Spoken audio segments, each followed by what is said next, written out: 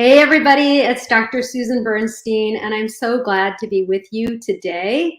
Today I want to talk about how to end work. No, I don't mean how to get out of work altogether. I mean making a transition between your workday and the rest of your life.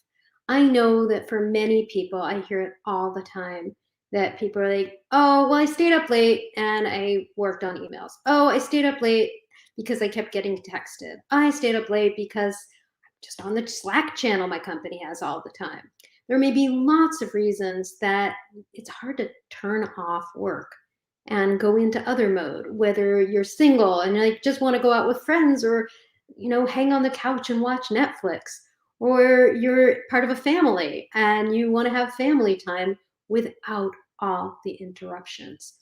So today I want to share with you some ways to stop letting work be so endless and allow work to be something that you can put aside. um, and LinkedIn looks like it's having a hard time. Hopefully this is not actually happening, but I don't know. Um, so they're telling me I'm gonna end this and start again. No, I'm gonna keep going. No, it says we're live. Okay, sorry about this. Anyway, so here's what I want to suggest some things. First of all, if you are a manager, please model to your people that you shift out of work mode. That means not sending emails at 10 p.m. There are lots of ways. If you absolutely need to do it, many email programs let you send a message at a more humane hour, or it'll automatically send for you at a different time. Do that if you need to. But look, take these on. If you are a people leader, you need to show people that it's okay. You are doing it on purpose so that other people can live a more relaxed life. So first and foremost, if you're a leader, please model to your people that you shift out of work mode.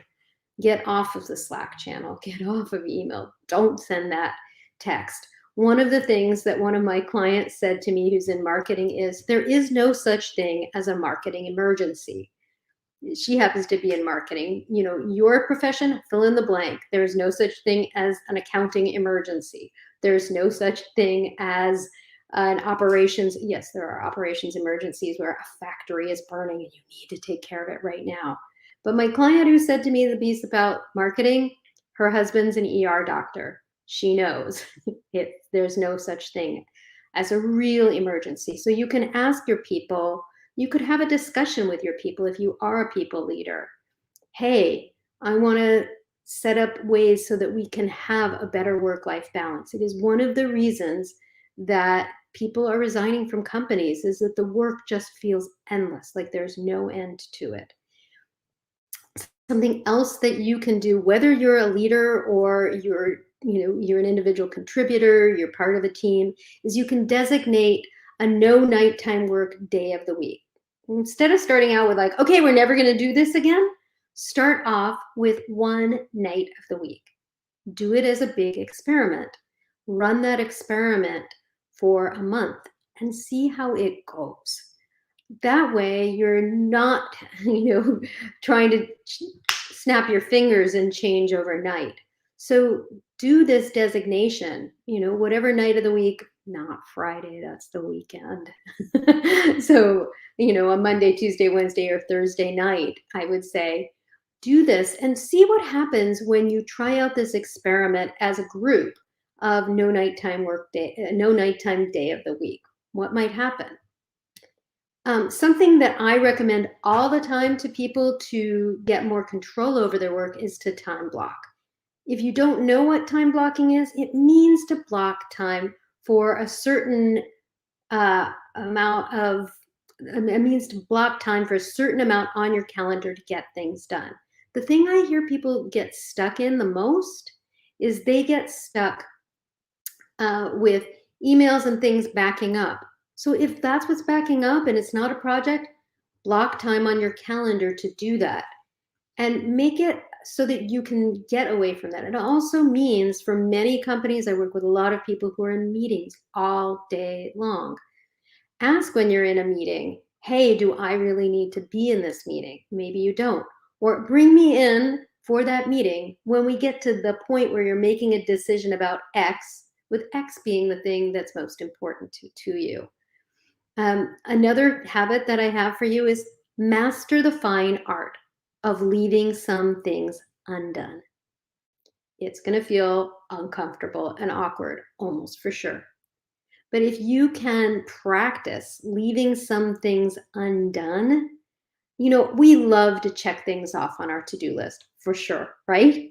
So the thing that I would say to you is, can you practice that uncomfortable muscle of, I'm going to leave something undone? You're always going to have things to do at work. It's endless. So how can you put a stop at the end of the day to whatever you're working on? So I would suggest that you find the most important things you need to get done and carve out the time for that, and then don't run into the evening. So I want to share some specific things for you to do to get your mind going into that new zone. And the most important of those that I suggest is to make transition time a ritual. Whether you live alone or you live with other people, I would suggest some kind of a thing that you do that marks that you're doing things differently. Now, look, a lot of people working from home, you could walk out the front door, knock on the door if you have people with you. If not, just walk back in and, like, this is my work is overtime and I'm coming home from work and changing. You could change your clothes.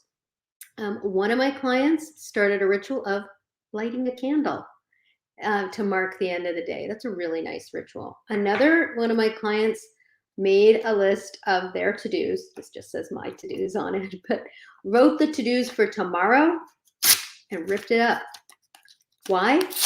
So that they're like, that's not happening tonight. It was a way of just telling themselves that. And another might be to get a box and put your worries in the box. Like, write down the worries or the things you're not going to get to tonight, put them in the box. It's okay. They have a home. That way you can go and switch gears, making a transition. I would also recommend you choose some way of running an experiment with yourself for 30 days, of trying out something like lighting a candle or calling a friend at the end of the day and say, would you hold me to this? Better yet, call a colleague, call a coworker and say, let's do this together. Even better, talk to your team and say, hey, I want to institute something like 1 day a week where we start paring down the number of days of the week that we're working into the night, and make it super clear what's an emergency that requires us to work that late. We want to try and do our best to fit everything into the work day, whatever length that is for you, and then not letting it all bleed into the rest of the day.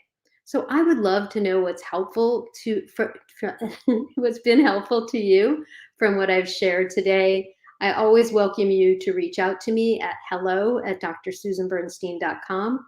And for more great information, more micro shifts to help you into confidence, follow me on LinkedIn to get notified when I go live. Thanks so much, everybody, and see you next week for micro shifts into confidence. I'm doing this every Monday.